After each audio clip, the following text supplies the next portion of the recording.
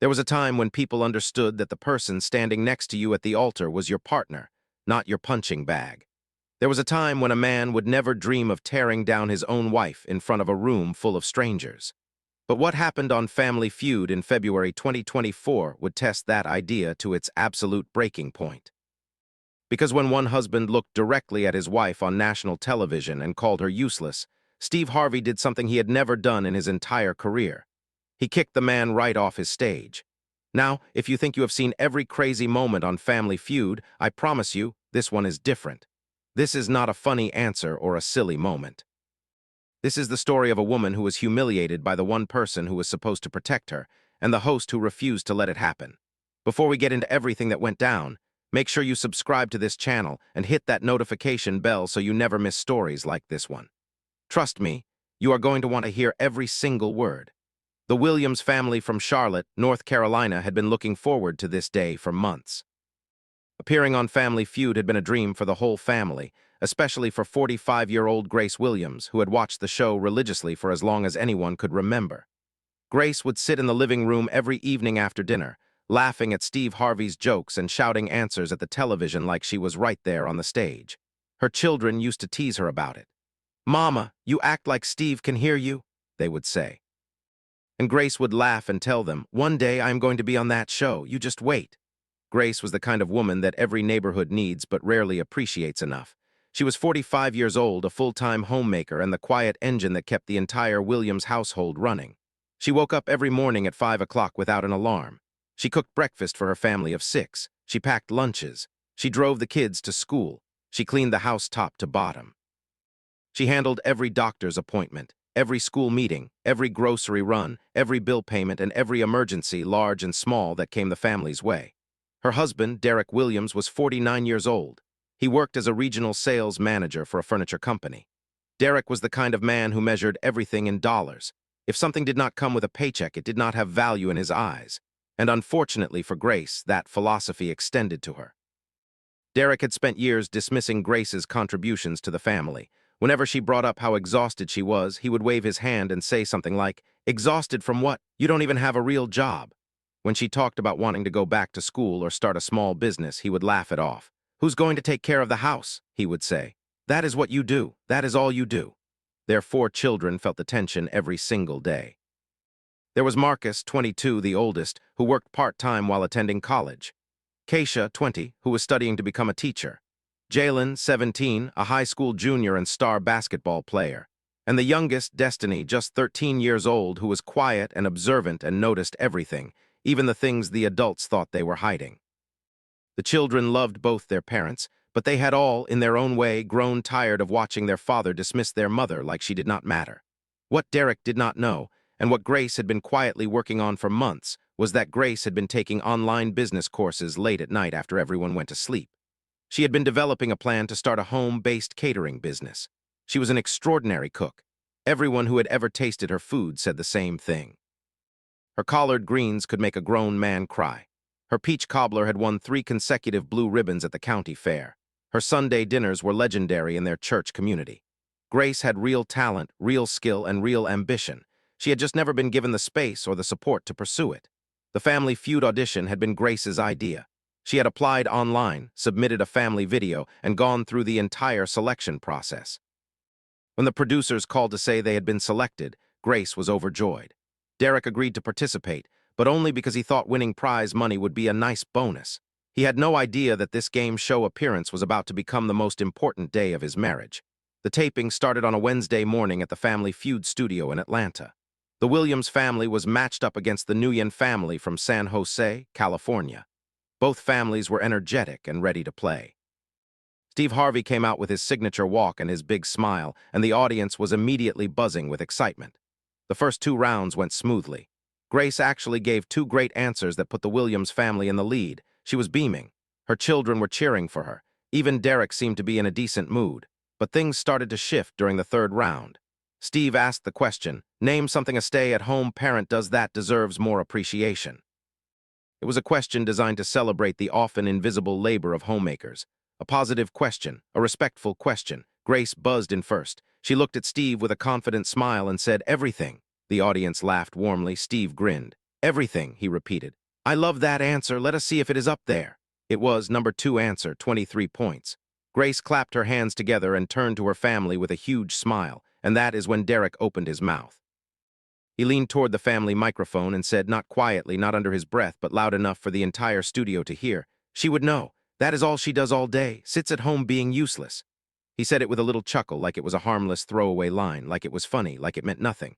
The studio went cold, not quiet, cold, the kind of silence that presses down on your chest. The audience members looked at each other in shock. Some covered their mouths. Others shook their heads. The Nguyen family across the stage looked visibly uncomfortable.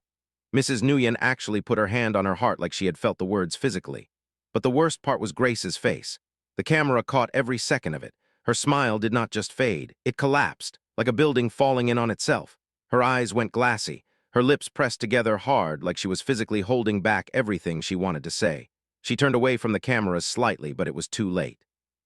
Everyone had seen it. Everyone in that studio, and soon everyone watching at home, had witnessed a woman's spirit get crushed by the man who had promised to love and honor her. The Williams children reacted immediately.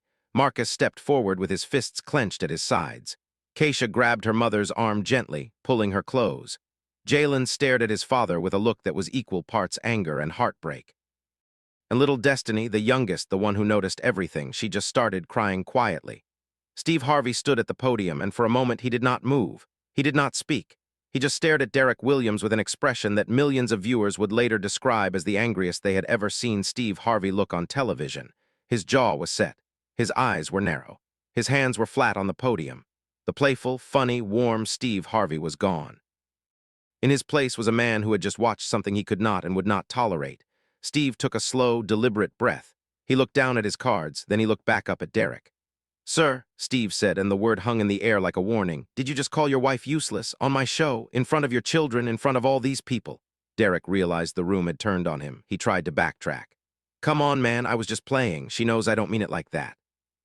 He tried to put his arm around Grace, but she stepped away from him. Quietly, firmly, without a word, Steve shook his head.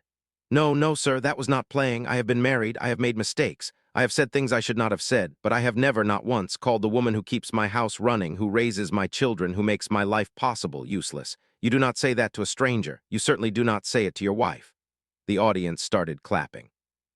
Then they started standing, one by one, row by row, until the entire studio was on its feet, not for a game show answer, not for a funny moment, but for a man who was saying what everyone in that room was feeling. Steve stepped out from behind the podium and walked to the center of the stage. He pointed at the production team. "Cut the game, we are done with this round." Gasps rippled through the audience. This had never happened before. Steve Harvey had never stopped a game mid-round. The producers hesitated. Steve did not. "I said cut it, we are not playing anymore." He turned to Derek. His voice was lower now, but somehow even more powerful. "Sir, I am going to ask you to leave my stage." Derek's face went slack. "What, you are kicking me off?" Steve nodded slowly. "Yes, sir, I am, because my stage is a place where families come to celebrate each other, not tear each other down. You are welcome to sit in the audience and watch. But you are not going to stand up here next to this woman and disrespect her in front of the world. That is not happening today." The audience erupted. People were cheering, clapping, some were crying. Derek looked around the room, searching for a single sympathetic face. He did not find one. Slowly, with the cameras still rolling, Derek Williams walked off the Family Feud stage. A production assistant guided him to a seat in the back of the audience. He sat down and stared at the floor. Steve turned back to Grace and her children. Grace was trembling, tears running silently down her face. But she was still standing. She had not crumbled. She had not run off the stage. She was still right there, holding her ground the same way she had held her ground for 23 years of marriage. Steve walked over to her gently. "Grace," he said, his voice soft now, the tenderness of a big brother talking to his sister, "tell me something. What do you do for your family? And I don't want the short version. I want you to tell me everything." Grace wiped her face and took a shaky breath. "I wake up at 5 every morning. I cook 3 meals a day from scratch because my husband likes home-cooked food.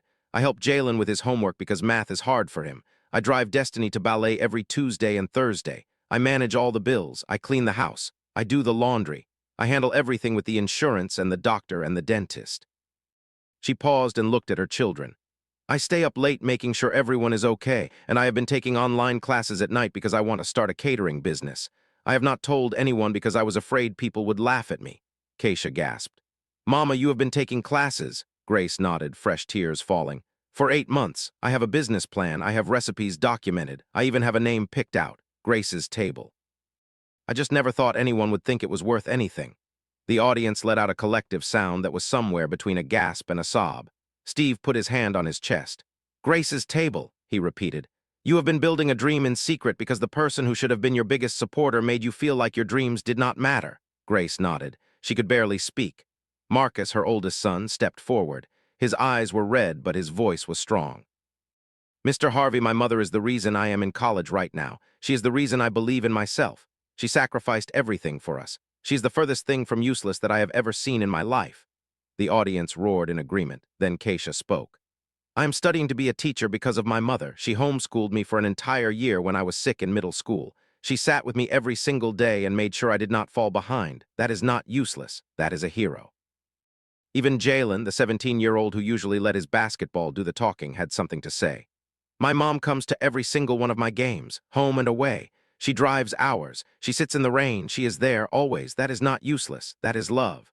And finally, little Destiny, with tears streaming down her face, looked up at Steve and said the words that would become the most replayed moment of the entire episode. My mama is not useless. My mama is everything. The studio collapsed into tears. Audience members were openly weeping.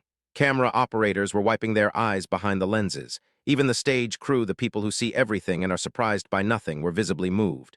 Steve Harvey pulled Grace into a hug. A real hug, not a television hug. The kind of hug that says, I see you, I hear you, you matter. When he pulled back, he looked into the cameras and said, let me tell everybody watching something right now.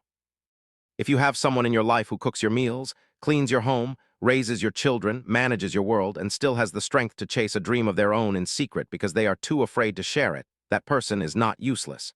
That person is a miracle, and you better get on your knees and thank God for them before they figure out they deserve better. Steve made a decision right there on the stage.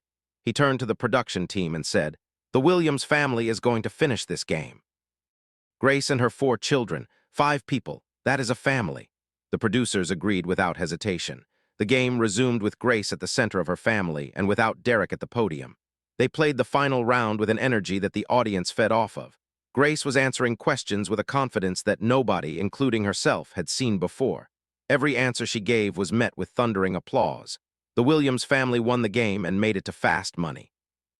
Grace and Marcus played fast money together. They scored 187 points and won $20,000. When the final total was revealed, Grace dropped to her knees and thanked God right there on the stage. Her children surrounded her, all of them crying, all of them holding each other. It was the kind of family moment that Family Feud was made for. But Steve was not finished. He came back to the center of the stage and made an announcement. Grace, your $20,000 is yours. But I have been thinking about Grace's Table, your catering dream. I want to help you make it real. He announced that his foundation would be providing Grace with a $15,000 small business grant and connecting her with a mentor from the restaurant industry. The audience screamed with joy. Grace could not stop crying. When the episode aired 3 weeks later, the internet exploded. The clip of Steve kicking Derek off the stage was viewed over 60 million times in the first week. Every major news outlet covered the story. The phrase, my mama is everything, spoken by 13-year-old Destiny, became the #1 trending topic on social media for 4 consecutive days. T-shirts were printed. Murals were painted. The moment transcended a game show and became a cultural conversation about how society treats homemakers and the invisible labor that holds families together. The impact on the Williams family was life-changing. Grace launched Grace's Table within 4 months of the episode airing. She started small, catering church events and neighborhood gatherings. But the quality of her food and the power of her story brought customers from all over Charlotte. Food bloggers discovered her peach cobbler and declared it life-changing. A local newspaper ran a feature article that brought lines of customers around the block. Within 6 months, Grace had hired 2 part-time employees and was catering events every weekend.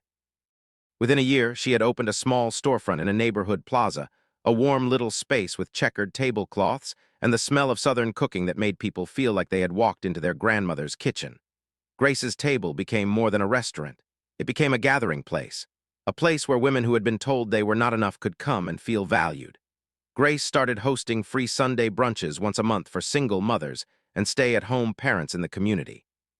She called them You Matter Sundays. The tradition grew so popular that other restaurants in the area began offering similar programs. As for Derek, the story was more complicated but ultimately hopeful. The public humiliation he experienced was harsh. He was criticized online and in the media. He lost friends. Co-workers looked at him differently, but to his credit, Derek did not run from it. He enrolled in marriage counseling. He attended an anger management program. He wrote Grace a letter of apology that was so honest and so raw that Grace later said it was the first time in their entire marriage that she felt he truly understood her. Derek began showing up differently. He started learning to cook so that Grace could focus on her business. He volunteered at Grace's table on the weekends, washing dishes and setting up tables without complaint. He started attending their children's events with a presence and attention that had been missing for years. It was not an overnight transformation, and nobody pretended it was. But the Williams family began to heal, slowly and honestly, one day at a time. Steve Harvey followed up on the story several times over the following year. He visited Grace's table when it opened and filmed a segment for his show that became one of the highest-rated episodes of the season. He tried the peach cobbler on camera and told Grace it was the best thing he had ever eaten. This woman went from being called useless to running her own business and feeding her community, Steve said. That is not just a comeback. That is proof that you should never, ever let someone else define your worth. The follow-up segment revealed something else that touched millions of hearts. Destiny, the 13-year-old whose words had gone viral, had started a school project inspired by her mother's story. She created a presentation called Invisible Heroes about the unrecognized work that parents, custodians, cafeteria workers, and caregivers do every day. Her teacher submitted it to a statewide competition, and Destiny won first place. She was invited to present it at the North Carolina State Education Conference, where she received a standing ovation from 500 teachers and administrators. Grace herself was invited to speak at women's conferences, church events, and community gatherings across the South. Her message was always the same: your worth is not determined by whether or not you bring home a paycheck. Your worth is measured by the love you pour into the world every single day. She always ended her talks by saying, I spent 23 years believing I was not enough because one person kept telling me so. It took 5 minutes on a game show to learn that the whole world thought differently. Do not wait 23 years to believe in yourself. The ripple effects of that one episode extended far beyond the Williams family. Labor advocacy groups used Grace's story in campaigns for the recognition of domestic labor. Several states introduced or expanded discussions about economic credits for stay-at-home parents. Schools in Charlotte began implementing programs that recognized the full spectrum of contributions that families make, not just the financial ones. Grace's story became a case study in communication courses about the power of public moments to shift cultural conversations. 2 years after the episode aired, the Williams family returned to Family Feud for a special Family Champions episode. This time, all 6 of them stood on the stage, including Derek. Steve greeted them warmly, and when he shook Derek's hand, he said, Last time I saw you, I asked you to leave. This time I am glad to see you standing where you belong, next to your wife. Derek, with tears in his eyes, responded, Mr. Harvey, that was the worst day of my life and the best thing that ever happened to me. You did not kick me off that stage. You kicked me into becoming the man my wife and children deserved. Grace, standing in the center of her family, wore an apron embroidered with the Grace's Table logo over her dress. She told Steve that the business was thriving, that they had paid off all their debts, and that she was planning to open a second location. More importantly, she said, her family was stronger than it had ever been. We are not perfect, she said, but we are honest now, and that makes all the difference.